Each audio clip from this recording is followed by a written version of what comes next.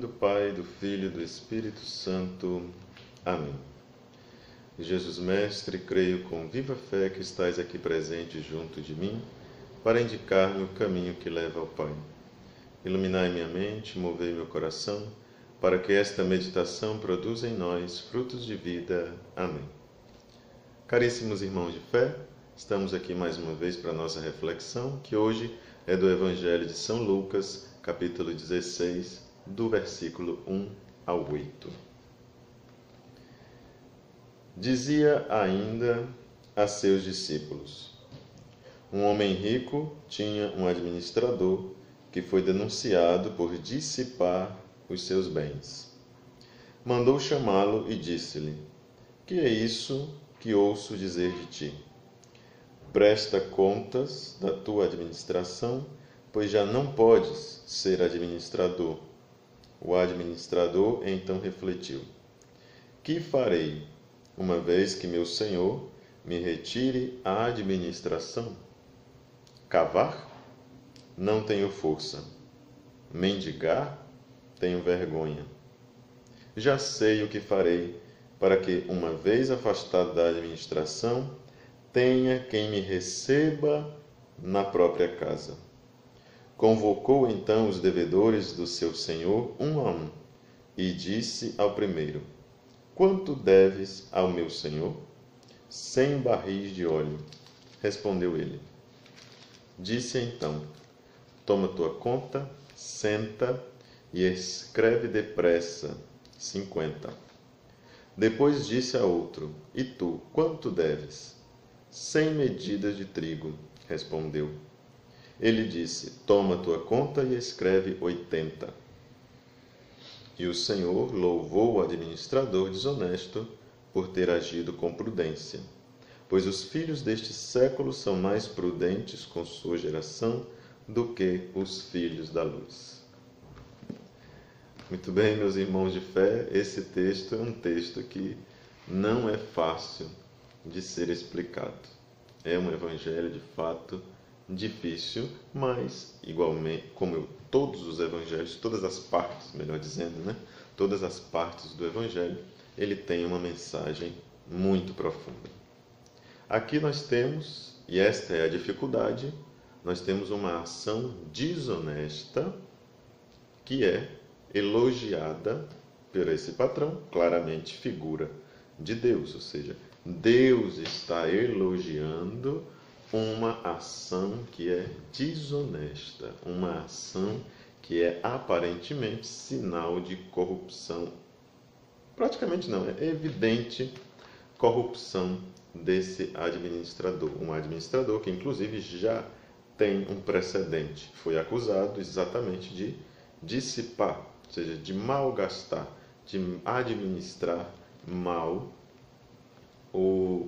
os bens do seu patrão. Foi acusado de improbidade administrativa, né? Então ele vai sofrer a demissão, vai perder o seu cargo. E ele começa a pensar o que ele vai fazer. Tem uma emergência aí. E essa emergência supõe uma ação que deve ser bem calculada para que ele possa, né, não passar necessidade. E ele começa a fazer esses cálculos, começa a analisar. Ele vem administrando mal, dando prejuízo, e ele continua dando prejuízo agora, depois que soube que vai ser demitido. Só que antes ele estava dando um grande prejuízo para o patrão, e é por isso que ele vai demiti-lo. Agora o prejuízo que ele está dando para ele é um prejuízo um pouco menor. Mas alguns comentadores dizem que este administrador, na cobrança das dívidas, ele poderia ficar com uma parte para ele. E dizem que o que ele está tirando da dívida destes devedores do seu patrão não era a parte que era prestada contas com o seu patrão, mas era aquela parte que ele poderia ficar para ele. Então ele está perdoando da dívida a parte que cabia a ele, a porcentagem que correspondia para ele.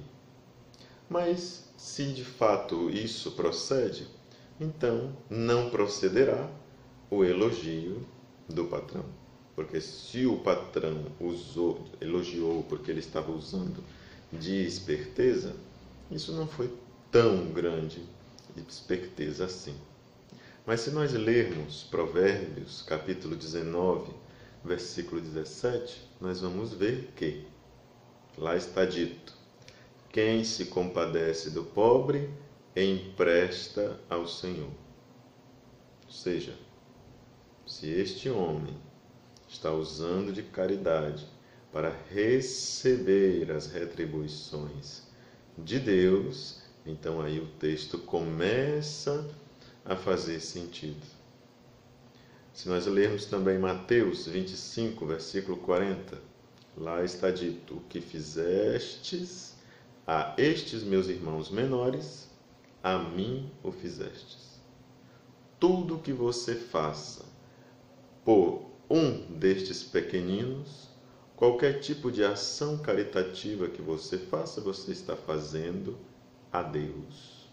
Quem faz alguma coisa para um pobre, para um necessitado, está fazendo para Deus em pessoa.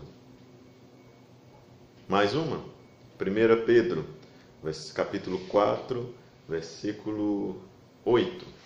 1 Pedro, capítulo 4, versículo 8. A caridade, ela paga uma multidão de pecados, diz esta carta atribuída a São Pedro. A caridade, o amor, apaga uma multidão de pecados.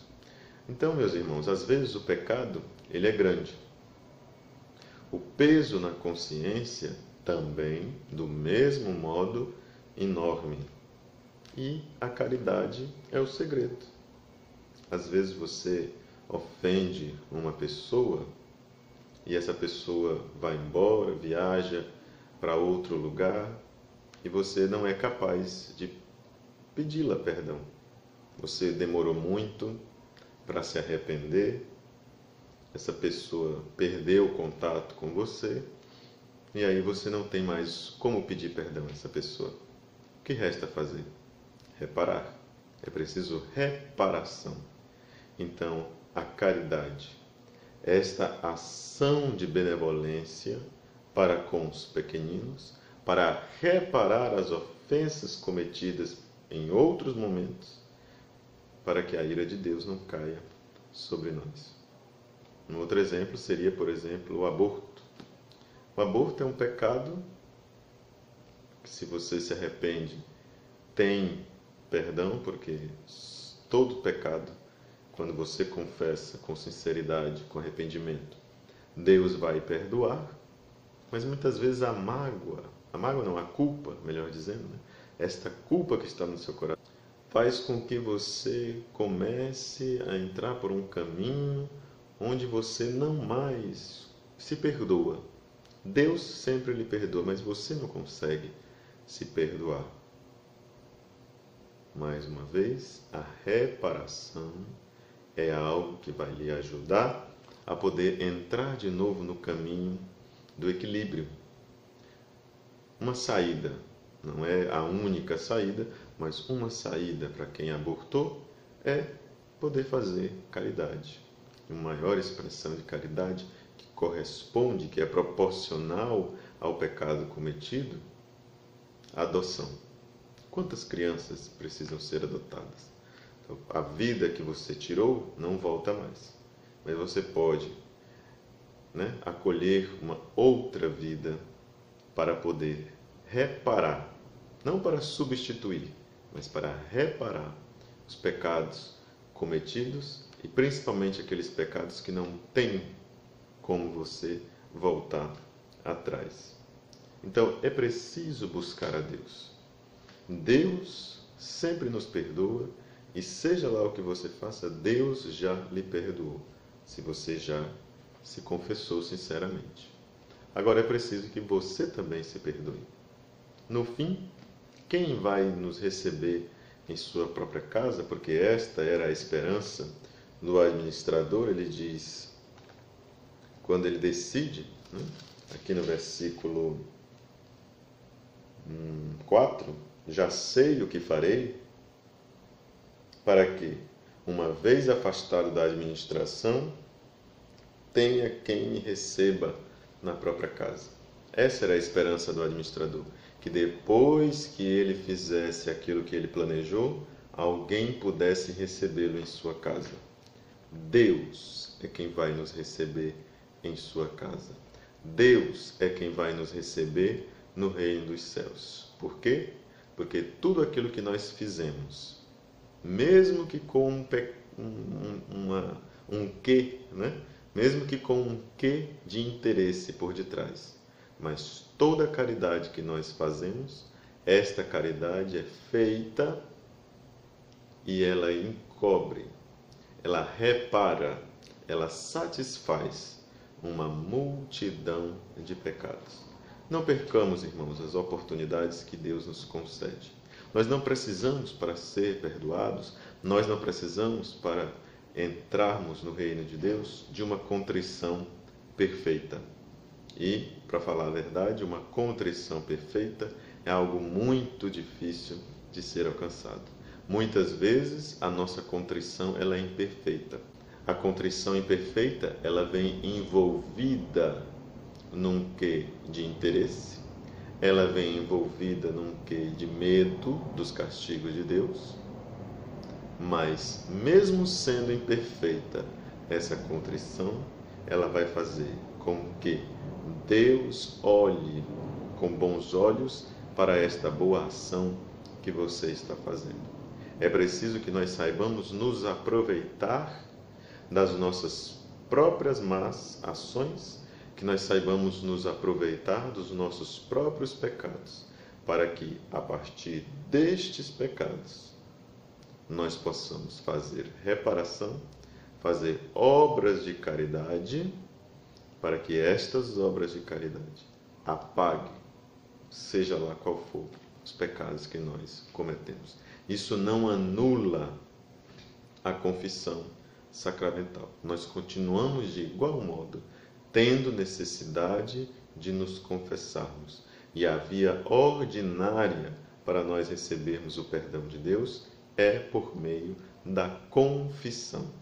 Mas mesmo que nós nos confessamos, muitas vezes é necessário, por alguns tipos de pecados, que seja feita uma reparação. Por exemplo, quem roubou, é bom que ele devolva, é justo, é necessário que ele devolva aquilo que ele roubou. Agora, no caso de um aborto, no caso de um assassinato, no caso, enfim, vários exemplos podemos dar. Como trazer de volta esta vida que foi ceifada? Então, a nossa saída é a prática da caridade. Esta caridade, que por mais que muitos seres humanos possam julgar, Deus, Ele sempre vai estar propenso para a nossa salvação. Deus não quer perder ninguém e Ele vai fazer de tudo para salvar. Que Maria, nossa Mãe Santíssima, nos ajude a podermos ver com bons olhos esta disposição no coração dos nossos irmãos e que nós, no máximo que nós pudermos, que nós tenhamos esse desejo de estarmos sempre contritos e praticar as nossas boas obras sem interesse. Mas mesmo que haja o mínimo de interesse, Deus, de igual modo, vai olhar para essas suas boas ações. Ó minha doce Senhora, dai-me a vossa bênção para não cairmos em tentação, pois toda feliz sorte está, Maria, em tuas mãos. Faz, Senhora, que teus filhos consigam uma boa morte e uma santa vida. A bênção do Pai, o amor do Filho e a luz do Espírito Santo esteja sempre conosco e com as nossas famílias. Amém. Meus irmãos de fé, até amanhã.